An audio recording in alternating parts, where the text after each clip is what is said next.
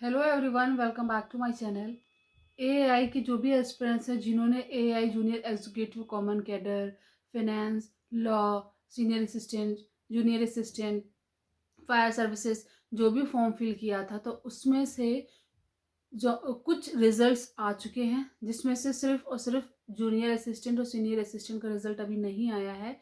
बाकी सारे रिजल्ट आ चुके हैं। तो मैं उस चीज़ के बारे में आज आप लोगों के साथ डिस्कस करूंगी कि इन पोस्ट का कितना कट ऑफ गया है और इसके आगे का प्रोसेस क्या होगा, अब आगे कैसे डॉक्यूमेंट वेरिफिकेशन होगा और क्या क्या चीज़ें आपको वहाँ पर ले जानी होंगी। बाकी यहाँ पर सबसे मोस्ट इम्पॉर्टेंट बात मैं ये भी बात करूंगी कि इसका आगे जो कट ऑफ आएगा क्या वो यही रहेगा या और भी चेंजेस आएंगे और इसका फाइनल मेरिट लिस्ट कैसे बनेगा। तो सबसे पहले बात कर लेते हैं जूनियर एग्जीक्यूटिव लॉ, जिसका रिजल्ट आ चुका है और ये सारे रिजल्ट के मैंने पीडीएफ टेलीग्राम चैनल पे अपलोड कर रखा है। आप वहां से देख सकते हो या फिर इसकी ऑफिशियल साइट www.aai.aero से देख सकते हो। तो सबसे पहले बात करते हैं जूनियर एग्जीक्यूटिव कॉमन कैडर की, जूनियर एग्जीक्यूटिव लॉ की। तो सबसे पहले लॉ में जो कट ऑफ गया है वो यूआर का गया है 98, ईडब्ल्यूएस का गया है 96, ओबीसी नॉन क्रीमी लेयर का गया है 94, एससी का गया है 89 और एसटी का गया है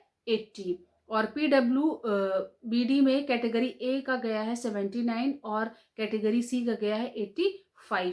अब बात कर लेते हैं जूनियर एग्जीक्यूटिव फायर सर्विसेज का कट ऑफ कितना गया है। तो इसमें सिर्फ और सिर्फ एक ही पोस्ट का कट ऑफ आया है, वो भी यूआर का, जो कि 79 गया है। इसके बाद अब बात कर लेते हैं हम लोग और भी कट ऑफ की कि अब आगे का कट ऑफ जो फाइनेंस में गया वो कितना गया है।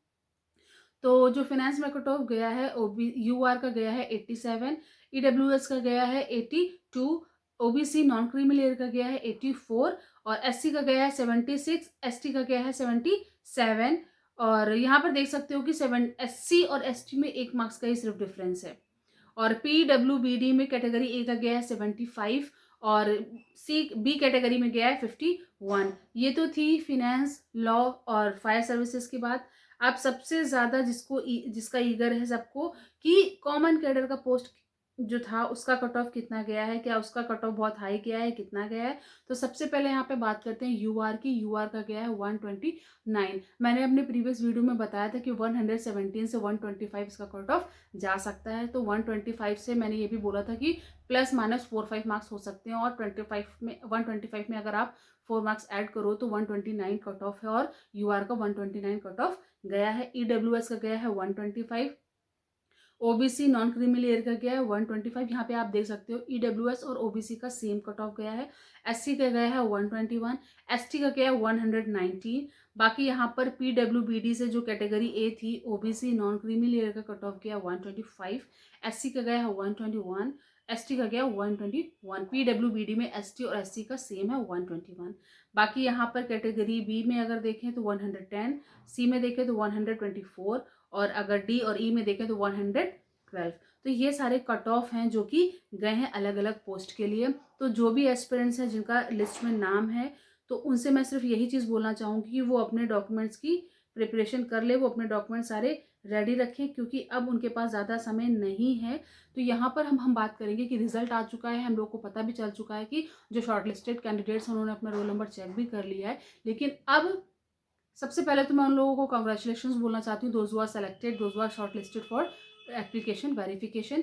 अब यहाँ पर बात करेंगे कि इसका आगे का प्रोसेस कैसे होगा। जिन एस्पिरेंट्स का इसमें नहीं हुआ है वो निराश ना हो, उनके पास और भी बहुत सारी अपॉर्चुनिटीज़ हैं, वो भी आगे और एग्ज़ाम देंगे, उनमें भी उनके सिलेक्शन के चांसेस हैं। बस वो अपनी तैयारी करते रहे, सेल्फ स्टडी पे फोकस करें, ज़्यादा से ज़्यादा पढ़ाई करें। यहाँ पर जो भी पोस्ट हैं जूनियर एग्जीक्यूटिव कॉमन कैडर की, फिनेंस की, लॉ की, कॉमन कैडर की, फायर सर्विसेज की, अब इसके आगे का प्रोसेस उसमें क्या होगा वो मैं बताऊंगी आप लोगों को। सबसे पहले इसका पेपर हुआ था जो कि अक्टूबर को हुआ था, 14, 15, 21 और 23 अक्टूबर को। उसके बाद ये IBPS ने कंडक्ट कराया था, इसलिए इसमें आंसर की नहीं आई थी और ना आंसर की इसकी आएगी। तो जो भी एस्पिरेंट्स हैं वो आंसर की को लेकर बिल्कुल भी परेशान ना हो। अब ये लिस्ट आ चुका है, अब इसके बाद आपका एप्लीकेशन वेरिफिकेशन होगा। उसके आगे और भी फर्दर प्रोसेसेस जो होंगे अलग अलग पोस्ट के लिए वो मैं आपको अभी इसी वीडियो में बताऊंगी। इस वीडियो को पूरा देखिएगा।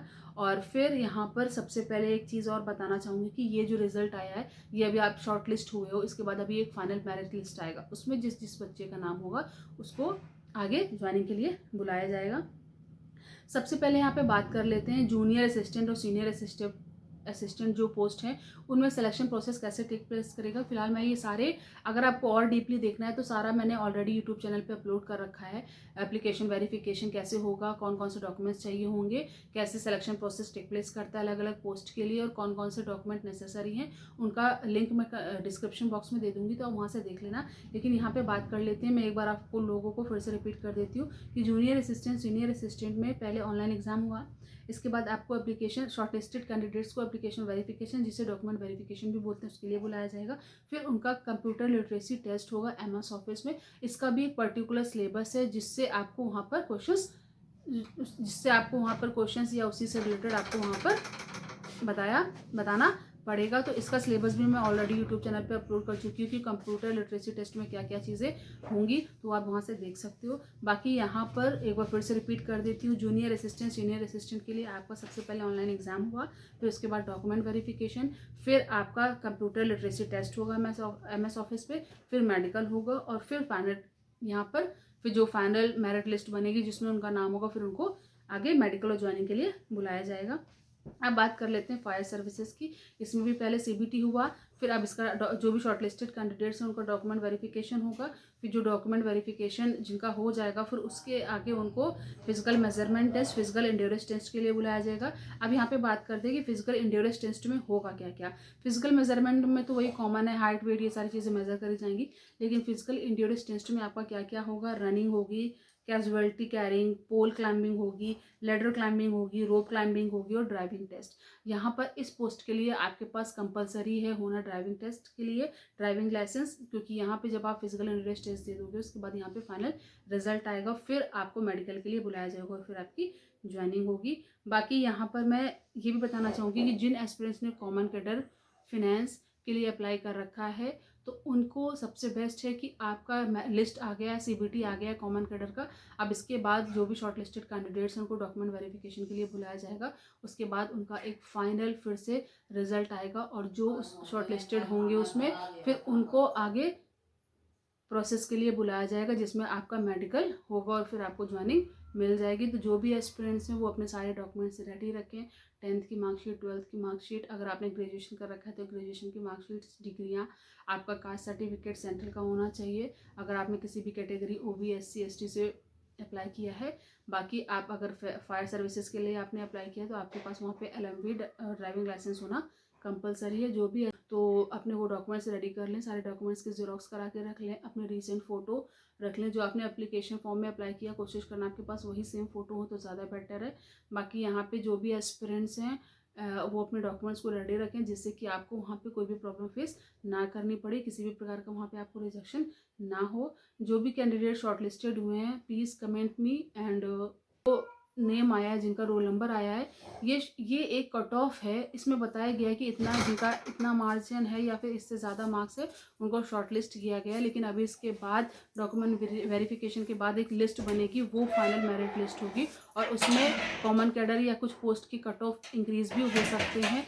तो इसलिए यही बोलूँगी कि अपनी सारी चीज़ें अपनी रेडी रखें, प्रिपरेशन पूरी अच्छे से करके जाएँ वहाँ पर डॉक्यूमेंट वेरिफिकेशन के लिए, और इसका जो फाइनल लिस्ट आएगा वो डॉक्यूमेंट वेरिफिकेशन और फर्दर प्रोसेस के बाद आएगा, फिर इसके बाद मेडिकल और ज्वाइनिंग होगी आपकी।